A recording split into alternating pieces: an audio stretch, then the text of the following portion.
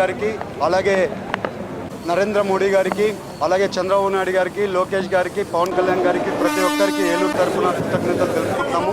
ఇవాళ Vande Bharat stop over ఏలూరులో ఉండడం వల్ల వైజాగ్కి పోవాలన్నా హైదరాబాద్కి పోవాలన్నా కూడా అనుకూలంగా ఉంటుంది. కాబట్టి మనము ఇది election క్యాంపెయినింగ్లో Vande Bharat stop over చేస్తామని చెప్పాము. అదే రకంగా ఏలూరు ప్రజలు 68,000 మెజారిటీతో మమ్మల్ని గెలిపించారు. అదే రకంగా ఇవాళ వాళ్ళ మాట చెప్పినట్లు నిలబెట్టుకున్నాము. ఇవాళ మనము ఉద్యోగాలకు పోవాలన్నా లేకుంటే పరిశ్రమలు హైదరాబాద్కి పోవాలన్నా ఎవరికైనా పోవాలన్నా కూడా సాయంకాలం ఎక్కి హైదరాబాద్కి పోయే పరిస్థితి ఉంటుంది. అలాగే వైజాగ్ కూడా పోవచ్చు. వైజాగ్ కూడా పిల్లలు ఫ్యామిలీ మెంబర్స్ చాలామంది ఇక్కడ ప్రతి ఒక్క ఇంట్లో కుటుంబంలో ఒక్కరైనా కానీ వైజాగ్ పోవాల్సి ఉంటుంది, హైదరాబాద్కి పోవాల్సి ఉంటుంది. ఈ ఫెసిలిటీ ఎంతో ఉపయోగపడుతుంది ఏలూరు ప్రజలకి. మన ఏలూరు కూడా డెవలప్మెంట్కి ఇది ఒక దోహదపడుతుంది. ఈ ఫెసిలిటీస్ అన్నీ వాడుకోవాలని మీ అందరికీ తెలుసు. ఏలూరు ప్రజలకు అందరికీ ఫెసిలిటీ వాడుకోవాలని అందరికీ తెలుసు. అందరికీ నమస్కారం.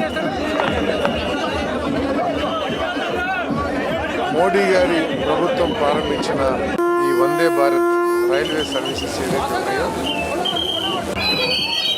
ప్రజలలో మంచి ఆదరణ సంపాదించినాయి. ఎందుకంటే ఈ సర్వీసెస్ ప్రత్యేకతల మూలంగా ప్రయాణికులు వారి వారి డెస్టినేషన్స్ని తక్కువ సమయంలో చేరుకోగలుగుతున్నారు. తర్వాత సమయపాలన కూడా ఈ సర్వీసెస్లో బాగుందని చెప్పేసి ప్రజలు భావిస్తున్నారు.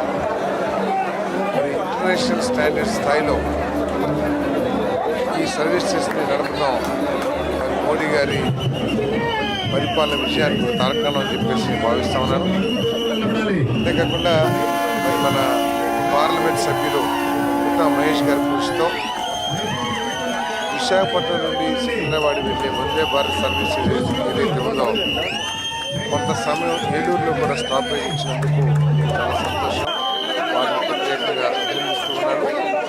ఎందుకంటే ఈ stoppage Vande Bharat service Vizag Vande Bharat service stoppage మూలంగా ఇక్కడ వ్యాపారస్తులకి ఉద్యోగస్తులకి అదేవిధంగా రైతు సోదరులకు ఎక్కువగా అక్వాకల్చర్